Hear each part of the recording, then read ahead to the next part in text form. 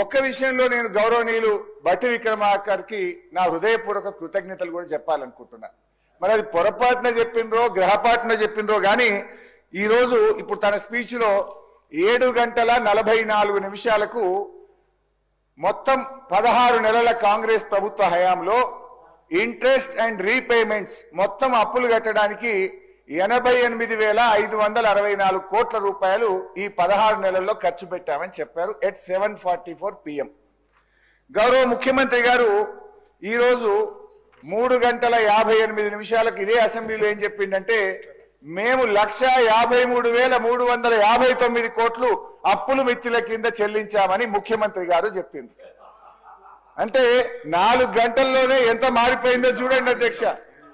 అయితే ఇక్కడ బట్టి గారు చెప్పింది నిజం, ఎందుకంటే వారు ఫైనాన్స్ మినిస్టర్ గా చెప్పిండ్రు.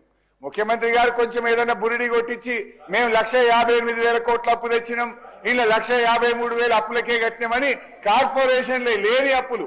ఇలా అప్పు అంటే అధ్యక్ష రాష్ట్ర ప్రభుత్వ ఖజానా నుంచి కన్సాలిడేటెడ్ ఫండ్ నుంచి ఏదైతే మనం కడతామో అది మాత్రమే రాష్ట్ర ప్రభుత్వ అప్పు.